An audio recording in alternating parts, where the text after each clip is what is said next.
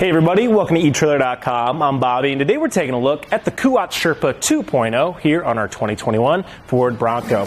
So this is going to be a nice way, guys, of giving yourself a decent little carry to go ahead and get those two bikes to your destination. Now, I say decent, but Kuat definitely know for being your more premium carriers, as they do put a lot of heart and effort into their craft. As you guys can see, we have a nice stylist design here. Today we are working on the gunmetal gray. Has these nice copper orange accents throughout it as well, which really make it pop, which is excellent. But it's not just style. This is also going to have great capabilities with a 40-pound capacity, and overall just a lot of great features to go ahead and start securing your bikes. Now, if you're not quite liking this style, it does come in a variety of different colors, including pearl and black, so you guys can go ahead and accessorize to your own needs, which is excellent.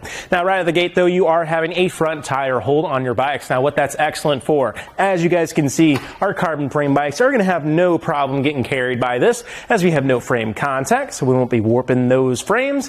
It also is going to be great for any kind of women's bikes, step-through bikes, or kids' bikes. A lot of times with some other carriers out there, they have a frame-mounted design, and usually that starts having a hard time with those irregular frames. But because of the front tire hold, we don't have to worry about that. As long as we have one good front tire to go ahead and hold on to, we're going to have an A-OK time getting our bikes to our destination. So you guys kind of have a pretty good idea of how this ratcheting arm system works. Just goes right down on that wheel. Won't be popping up unless I hit that button, of course, which is excellent. Our front cradle here does a great job as acting as a backer as well. I really like how much securance you get on that front wheel because of it. And even if you do have slightly too long of a bike, I wouldn't have my entire back wheel hanging off. But if you had just a little bit of an overhang, as you guys can see, that acts as a great stopping point, a good backer to make sure it's not rolling off. You do have a locking core right here on the front platform as well, making sure you can take the included cable lock through both of your bikes, run it right back down, and have it nice and secure. And that locking core will be key-to-like to the hitch lock that we'll break down later in the video. On the back here, too, you do have this nice little oscillating back cradle here. That's going to be great to go ahead and, like we said, account for your smaller or longer wheelbases. The strap here is really, really nice, too. I really like the inner matting on it. Just does a great job of preventing any damage to our wheel rim, and just make sure that we have a nice secure hold on our bike. Now, the one thing that's awesome about this guy, it actually can tilt away with our bike still loaded up on it. Now, not going to be the hugest advantage that our Bronco might be able to achieve, but all we have to do to get that working for us is pull that lever right there. That's going to allow me to tilt this down and away. Now we can come up to the side here, and I'm not going to get full access, of course, because we do have a big old spare tire there, but that's still going to let me rest my tire right there. I can come in, grab those coolers, bike helmets, anything else I might need from the inside. The one thing, of course, can't open this guy because you don't have enough opening, so do keep that in mind. You are a little limited, but I think that's going to be an issue you're going to run into with almost any carrier that you throw on here, with the exception of something like the Rocky Mounts Backstage, because it actually can completely swing away, give you total access to the back here of your Bronco, or something like the Yakima Exo system, both sporting that swing away system, and that can be excellent to go ahead and actually give you access to that cargo. But still nice that we have that tilt away capability, so we can get a little bit of access there. Or if you throw this on the end of your other vehicles, you actually can go ahead and get that open if you do have like a hatch style vehicle, which is excellent. But to get the bike off doesn't take too much time at all. I'm just going to come up to our back strap here, press that guy in, get him out of the way, and that does bring us to our last hold on our bike. Let's make sure we are holding on to it, as we don't want it tilting into our vehicle or ourselves to cause any damage.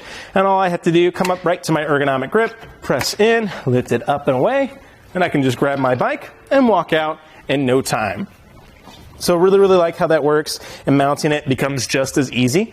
The one thing I'll say, just go ahead, dip that back wheel, and find yourself catching it to where that strip wants to sit in. Makes it really, really easy just to load it up. And of course, you can quickly shorten this down, get it all nice and loaded up. That way, you just clean up the look a little bit, and it's not sticking too much on the sides. So a couple things we're going to look at here in this position is how much length we're adding to our Bronco and our clearance to the ground. So from the ground here today to the very end of our carrier is going to be putting us at 24 3/4 of an inch. Now, we do set up pretty well here in our hitch naturally, and we have a pretty good rise there, so that's not something I'm going to be super worried about at all. The only thing I would keep in consideration, though, if you guys do find yourself doing a little off-roading and having a very steep incline, keep in mind, as those front wheels go up, the back will go down, so your hitch-mounted accessory. So just keep that in mind for yourselves, guys. But again, pretty well up there. Don't think we're going to have too many issues. The next thing we do want to look at is how much length we're adding to the back of our vehicle. Now, I don't know if all of us are going to have our spare tires on, so I'm just going to go ahead from that that light that we're getting for our license plate from our rear bumper, and that looks to be adding about 38.5 inches to the back of our vehicle. One thing we should have addressed right at the beginning of this video though, guys, we are working on a custom hitch here. So this is aftermarket. If you guys do find yourself with the tow package that the Bronco might offer, it is probably going to be more inset here. Keep in mind, we are adding a lot. So let's just try to roughhouse it here together, huh? So we have about 6 inches extension from our bumper here today. And from our bumper to the very end of our spare tire is going to be about 8.25 inches. So yeah, let's go ahead and just see from that hitch pin to the very closest part here is going to be putting you at 11.5. So if you guys do have the factory tow package at home, go ahead and take your pin alignment from your actual hitch that you guys have. And if you guys have 11.5 to the end here, you might have a fit there. So do keep that in mind.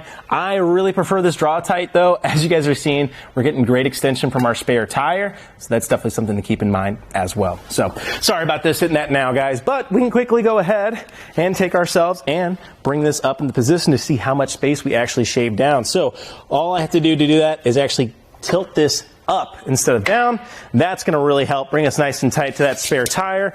And now from the back of our light housing to the very end of our anti-rattle, that's going to put us right at 22.5 inches to the very back, guys. So that's definitely excellent. Hopefully now we can pull this in the garage, or at the very least give ourselves some maneuverability when we want to park it, which is excellent.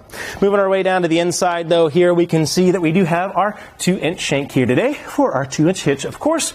And we do have just a simple little alignment pin with a hitch lock on it to go ahead and make sure that your carrier stays attached to your vehicle when you leave it unattended. And like I said before, that will be key to your hitch lock on your platform, which is excellent. I'm sorry, to your locking core on your platform. Now on the outside, here's where all the real work's being done. This little knob here is going to be tightening a cam on the inside of our shank to our receiver, bringing in line to one system. And this is basically your anti-rattle tool here, and just does a great job of really taking that shake and play out. So as you guys can see, as I give it a shake, it's moving the entirety of the Bronco. That means we're all in line with one system, making for a nicer, smoother ride for ourselves, our bike rack, and of course our bikes that are on it, which is excellent. And it does have that little insert, if you guys saw earlier. What that's excellent for, go ahead, taking that included wrench, really tightening it down. And if you find yourself on those, those long drives, road trip or anything like that, that way you can really cinch it down, not have to check it every 25 miles or so. It's nice and secure and you're gonna have no trouble. In this position too, of course, you do have the nice little Kuat emblem. Starts really looking stylish on here. Things to keep in mind, really glad that we're not impacting our taillights here. If you start comparing this to something like maybe like the Kuat Envy 2.0, which is going to give you 20 more pounds of weight capacity per bike, which is excellent, but it does start adding length. So I like how we're not impacting our taillights at all. The thing to keep in mind too, our backup camera is going to be right here, unfortunately. So I think we are going to lose most of that viewing. We might have a little bit in that northern hemisphere, but a lot of it's still definitely going to be lost. So that's going to be something you're going to run into with almost any carrier out there though, just because of where it is located. So do keep that in mind. Overall, guys, if you have the hitch extension, I think the Sherpa is going to be a great little fit for you. Now, I don't think if you have the normal package, it actually will fit, at least in this position. Maybe always out in the platform style, but unfortunately, you guys can see our spare tire, definitely large and taking up a lot of room, so something we have to account for. Otherwise, though, guys, I think the Kuat Sherpa does an excellent job. It's just a great little way of getting those smaller bikes to wherever you want to go. Now, again, if you do need that higher weight capacity, you might look at something like the Kuat Envy 2.0. Basically the same little system you're seeing right here with a couple extra features to boot, and of course that extra 20 pounds weight capacity per bike. But other than that, guys, I think that was our look at the Kuat Sherpa 2.0 here on the back of our 2021 Ford Bronco. I'm Bobby. Thank you for watching. Here on our test course, we'll start by going through the slalom. This is going to show us the side-to-side action, which simulates turning corners or evasive maneuvers. Once we get to the alternating speed bumps, we'll see the twisting action. This will simulate hitting a curb or a pothole or driving over uneven pavement. Now lastly, we're going over some full speed bumps, and we can see here the up and down action, and this will just be like driving in and out of a parking lot, garage, or driveway. So we can see here how the bike rack moves with our truck.